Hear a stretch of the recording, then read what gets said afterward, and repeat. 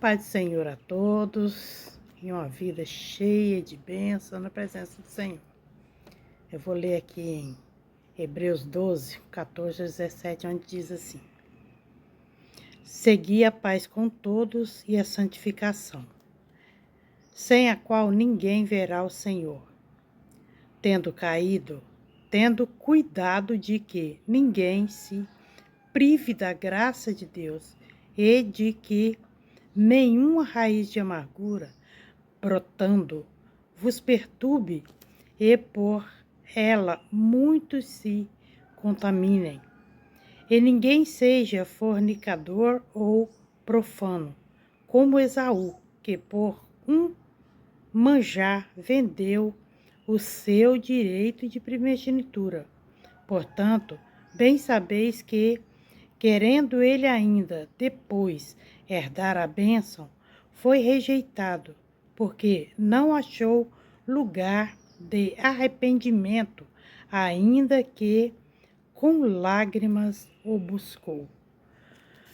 Então nós devemos ter muito cuidado com as coisas que nos ofendem, nos ferem, com pessoas que nos ferem, porque isso pode se tornar uma raiz de amargura tão grande, tão profunda, que reina por uma vida inteira.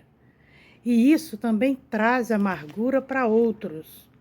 Não vamos dizer que aqui, como Esaú, ele perdeu o direito à bênção, aquela bênção da continuidade da promessa que foi feita a Abraão, estendida ao seu pai, né?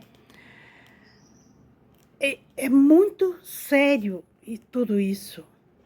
A raiz de amargura é aquilo que nós deixamos descer para o nosso coração a tal ponto que sempre vivifica. Qualquer situação, ela está ali, trazendo mágoa, magoando pessoas. A pessoa não consegue se libertar do passado, a pessoa não consegue, de maneira nenhuma, assumir a sua culpa e perdoar quem o ofendeu. Mesmo que eu não cometi, mas se eu guardo o rancor, isso vai me prejudicar e vai prejudicar outros, porque ela enraiza em nossos corações. Ela se torna uma raiz tão profunda que qualquer situação é motivo para aquilo frutificar, para aquilo voltar à tona, para aquilo reviver ali em nosso coração. Que aqui diz assim: tendo cuidado de que ninguém se prive da graça de Deus e de que nenhuma raiz de amargura brotando vos perturbe e por ela muitos se contaminem. Então essa raiz de amargura, se a gente não consegue liberar perdão e se perdoar, isso vai brotar, de vez em quando aquilo vai brotar. E não vai trazer malefício apenas para quem sente, mas para quem está próximo dele. Porque é uma indignação maligna.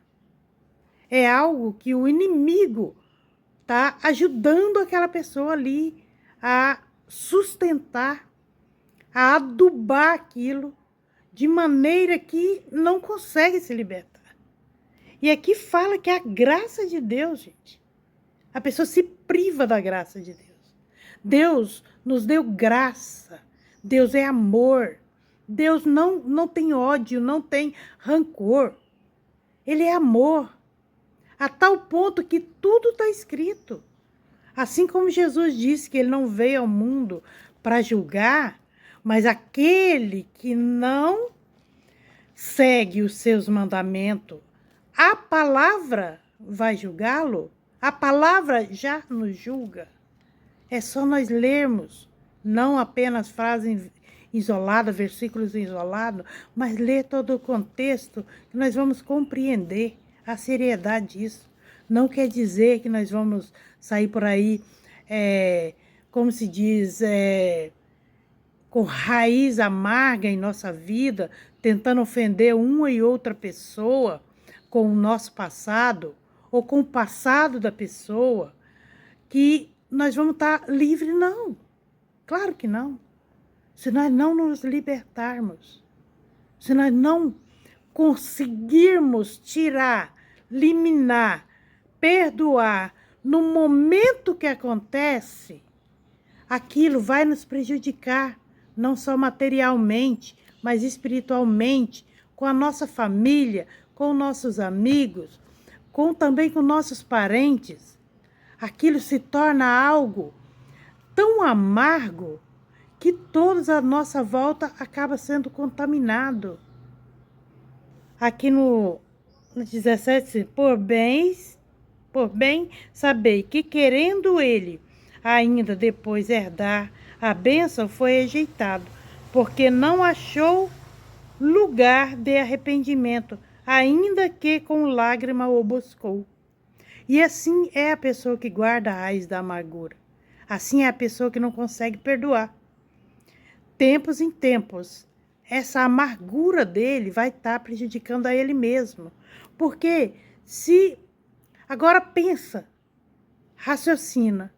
Se você se aproxima de alguém que sempre está ali, exalando aquela mesma coisa, exalando aquele mesmo veneno, falando daquilo que aconteceu há anos e anos atrás, você vai se sentir bem de estar perto dessa pessoa? Não vai. Aí a própria pessoa que tem a raiz da amargura guardada em seu coração, ela vai ficar sozinha. Porque ninguém vai se sentir bem ao seu lado. Porque a pessoa, quando se aproxima desse tipo de pessoa, essa pessoa só sabe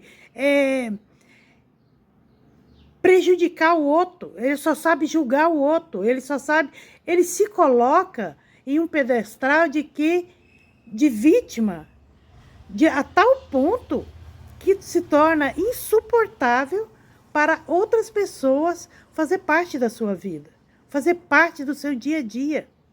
Então isso é muito sério. Devemos deixar a mágoa, a tristeza, aquilo de ruim que aconteceu em nossas vidas, lá onde aconteceu, lá no passado. Nós não podemos estar trazendo para o hoje. Nós não podemos trazer para a nossa vida toda. Isso só vai trazer tristeza. Isso só vai trazer angústia. É muito triste mesmo. Estou falando isso porque eu vivi uma situação com uma pessoa a semana passada. E essa pessoa, ela é tão amarga, ela vive tanto erro do passado, coisas que aconteceu lá na sua juventude, que hoje já está uma pessoa idosa, mas ela não consegue se libertar. Aí o que está acontecendo? Todos estão se afastando. Todos têm até medo de se aproximar. Porque tudo que fala é motivo da pessoa já estourar, esbrasar, cuspir fogo. Gente, isso é muito triste, gente. Feliz aquele que alcança uma velhice nos pés do Senhor. Feliz aquele que alcança uma velhice com o passado resolvido, porque ele vai viver um tempo de graça tão extraordinária que ele vai viver o melhor de Deus. Ele vai viver o extraordinário de Deus na sua velhice.